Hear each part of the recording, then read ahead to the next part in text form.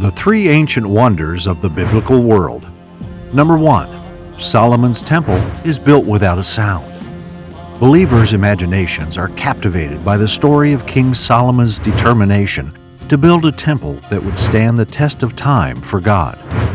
The construction of this beautiful temple took 7 years, whereas the construction of King Solomon's palace took a full 12 years. The sound of hammer and chisel were never heard during the construction of the temple, although the temple was constructed out of cut stone. Thus the temple was erected silently. 1 Kings chapter 6, verse 7, New American Standard Bible. The house, while it was being built, was built of stone finished at the quarry, and neither hammer nor axe nor any iron tool was heard in the house while it was being built. For many years this remained a mystery until someone discovered a massive cave the size of a large theater on Mount Moriah near Calvary outside Jerusalem. In the area where the granite was cut, the ground is covered with millions of tiny chips. The rock is initially extremely soft and can be broken with the tip of a penknife, but when it's exposed to air, it oxidizes and becomes rather difficult to break. All of the stones for the temple came from this cave, where they cut the blocks to fit into the temple above ground. Solomon spared no expense. Hiram, king of Tyre, who was a friend of King David, contributed the stones of superior quality as well as the timber. The wood was brought on rafts across the water to Joppa and then to Jerusalem. 1 Kings chapter 6, verse 7. In building the temple, only blocks dressed at the quarry were used, and no hammer, chisel, or other iron tool was heard at the temple site while it was being built.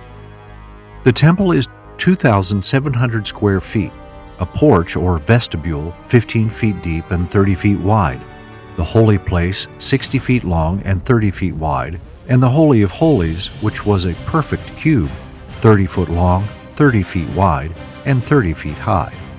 The interior height of the rest of the building was 45 feet. Solomon did not take any shortcuts with the design. The temple was decorated with stunning stones and gold. 2 Chronicles chapter 3, verses 4 through 10, New American Standard Bible.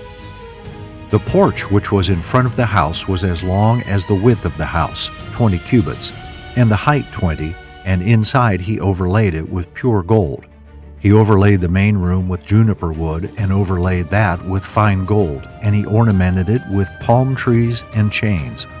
Further, he overlaid the house with precious stones, and the gold was gold from Paryaim.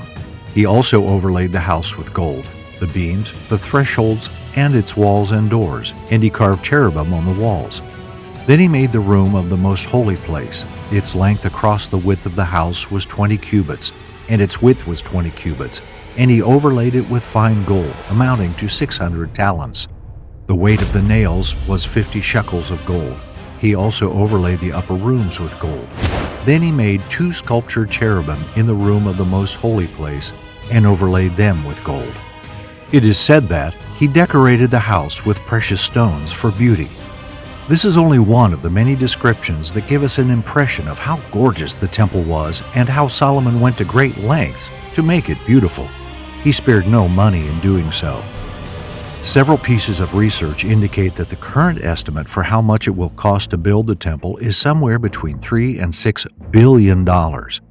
Due to the magnitude of the debt, Solomon was required to make restitution to King Hiram by presenting him with 20 towns in the region of Galilee. Solomon enlisted the help of thousands of sojourner laborers from all around Israel, as well as 3,300 foremen to oversee the building. The temple was Solomon's crowning achievement. The temple was not only intended to be a site of sacrifice, but also to inspire Israel to reject the idols of surrounding nations and Canaanite bad practices. King Solomon had the means to construct. He was given the kingdom and an enormous amount of wealth by his father, but he also built a significant personal fortune for himself. Solomon had a reputation for being an ambitious public works builder, and the construction of the temple was considered to be his best achievement. Mount Moriah was the location where God appeared to David and Abraham. The building of the temple did not get underway until after David had passed away. If Solomon reigned from 970 to 930 BC, The temple construction began in 966 BC. Accounts of the building are given in 1 Kings 5-8 and 2 Chronicles 2-4. A summary in 1 Kings 6 conveys the measurements: windows high up in the temple walls, side rooms, quarried stones, a stairway to merge 3 levels, wood panels and flooring, elaborate carvings, gold overlay in the whole interior and on the altar in the inner sanctuary, cherubim constructed from olive wood and overlaid with gold, and olive wood and juniper doors.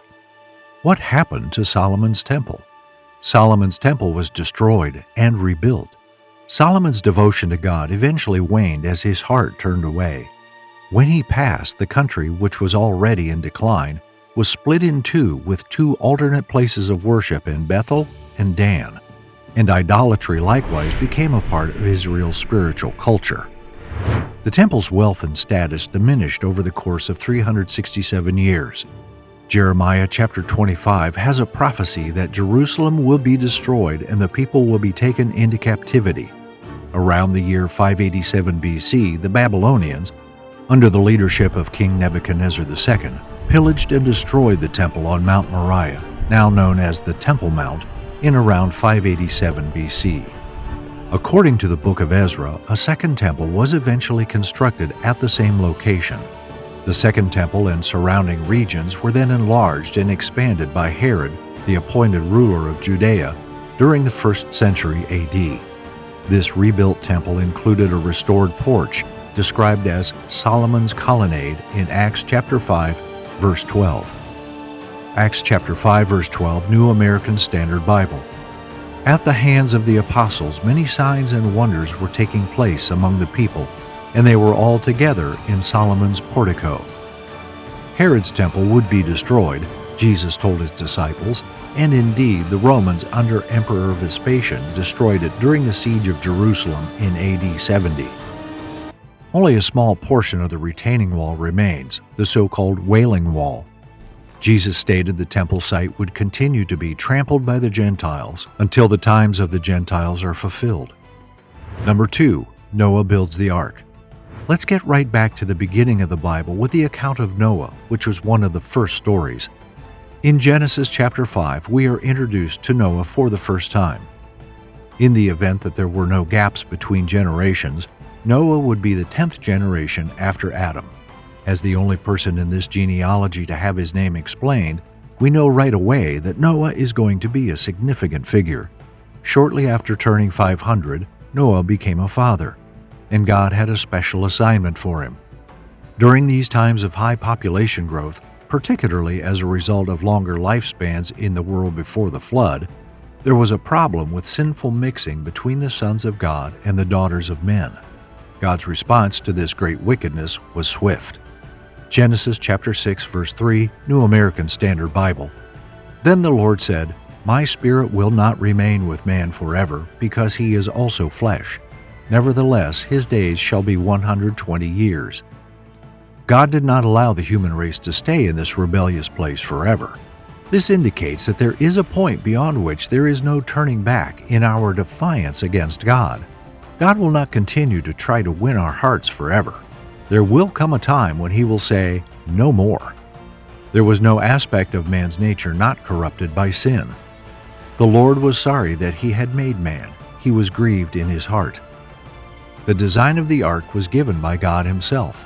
Genesis chapter 6, verses 11 through 16, New American Standard Bible. Now the earth was corrupt in the sight of God, and the earth was filled with violence. And God looked on the earth, and behold, it was corrupt, for humanity had corrupted its way upon the earth. Then God said to Noah, "The end of humanity has come before me, for the earth is filled with violence because of people, and behold, I am about to destroy them with the earth.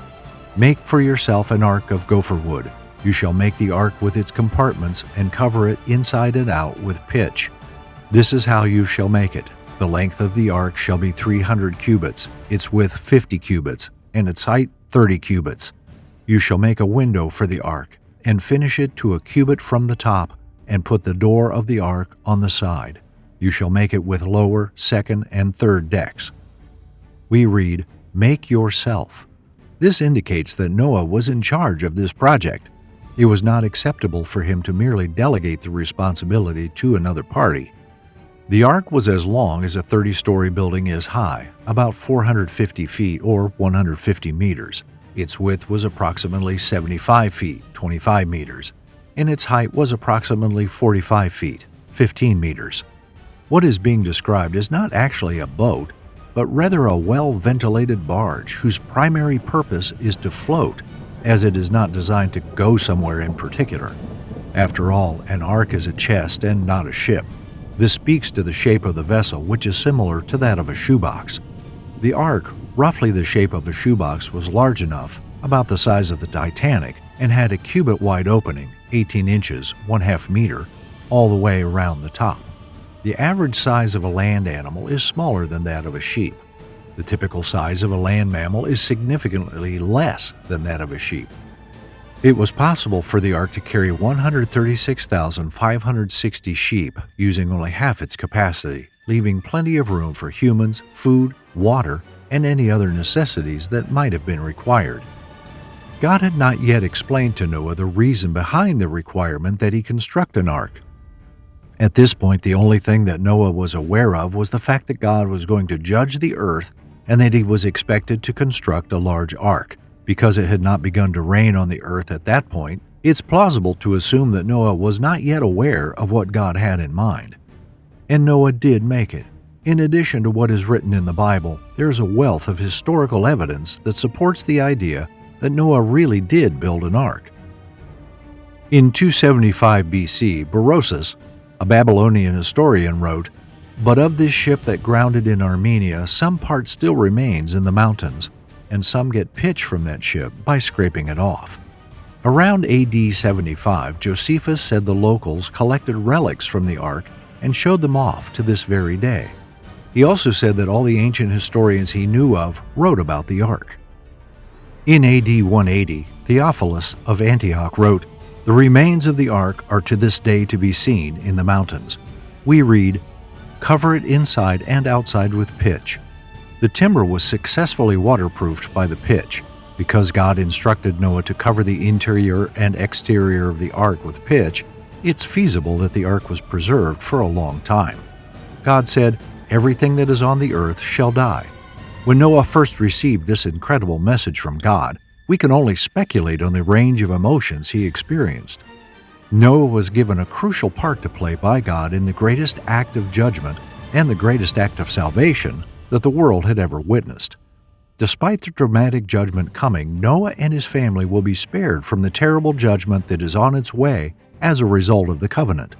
In addition, God will use Noah to preserve a small number of each kind of animal in order to repopulate the earth with both people and animals after the flood. This ark would be a home for Noah and his family.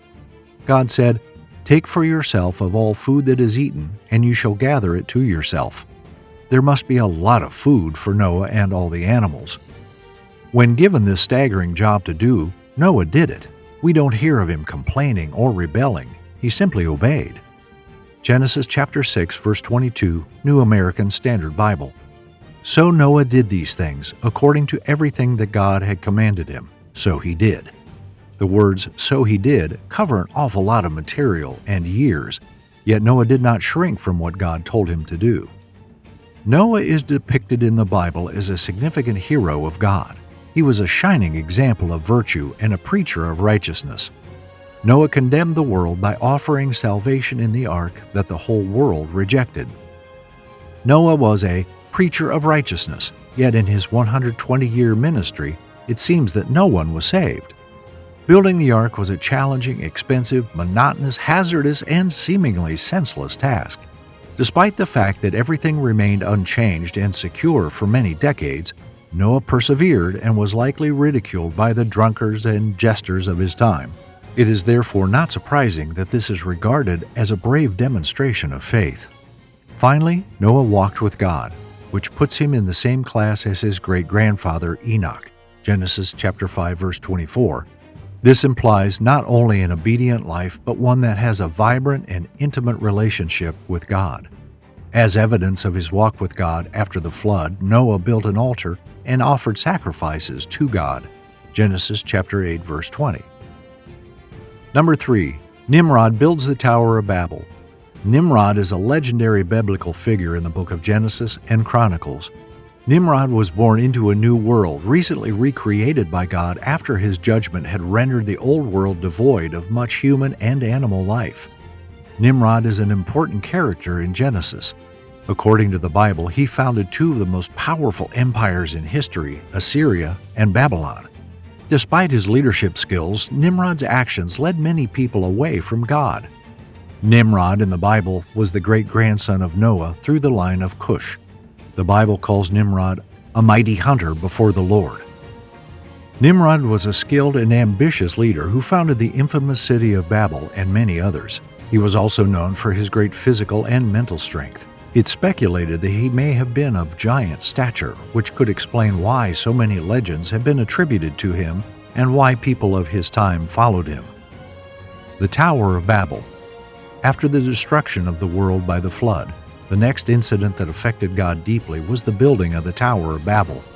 People wanted to build a tower that reached into God's sphere of heaven, effectively to challenge heaven. The text says that they wanted to build a name for themselves. Genesis chapter 11, verses 1 through 9, New American Standard Bible. Now all the earth used the same language and the same words, and it came about as they journeyed east that they found a plain in the land of Shinar and settled there. Then they said to one another, "Come, let's make bricks and fire them thoroughly." And they used bricks for stone, and they used tar for mortar. And they said, "Come, let's build ourselves a city and a tower whose top will reach into heaven, and let's make a name for ourselves. Otherwise we will be scattered abroad over the face of the earth." Now the Lord came down to see the city and the tower which the men had built. And the Lord said, "Behold, they are one people, and they all have the same language.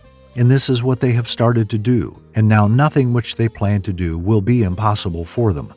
Come, let us go down and there confuse their language, so that they will not understand one another's speech."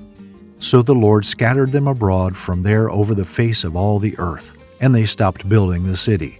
Therefore it was named Babel, because there the Lord confused the language of all the earth. And from there the Lord scattered them abroad over the face of all the earth.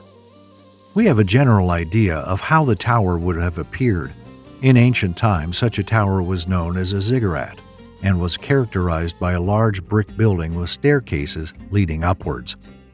Typically, astrological signs were placed on such buildings at their summits. Nimrod, the king of Babylon, also known as Babel, constructed that tower, although it was not so much for the purpose of worshiping the stars as it was for him to demonstrate his own might and majesty. The Tower of Babel offended God very profoundly. He said that if he let them continue, there was no telling where it would end. Therefore, God decided to bestow tongues upon humanity for the very first time in order to confuse them. They were no longer able to communicate effectively with one another. After that, humanity began to fragment, scattering and speaking different languages. The legend of Babel has an intriguing side that you should know about. A portion of the people who were dispersed at the Tower of Babel included a group that traversed the mountains to the east and finally established a community once they reached the coast. They developed into the powerful nation that is now China. Nimrod was undoubtedly a powerful, charismatic hero figure of the ancient world who actually attempted to build a tower to heaven, hoping to thwart the plans of God. It's easy to understand why numerous myths and legends have been created around Nimrod, given his reputation. Nevertheless, despite his strength and grandeur, Nimrod's power ultimately proved insignificant because God's power is greater than any human's and cannot be hindered. Although Nimrod was an impressive hunter in the eyes of the Lord, wisdom dictates that humility towards God is essential. The biblical structure has captivated subsequent generations despite the fact that everyone has a different idea of what it used to look like. The Tower of Babel was built in the heart of Babylon's thriving metropolis. However, Babylon, known as the city of cities to the ancients, gradually fell into ruin.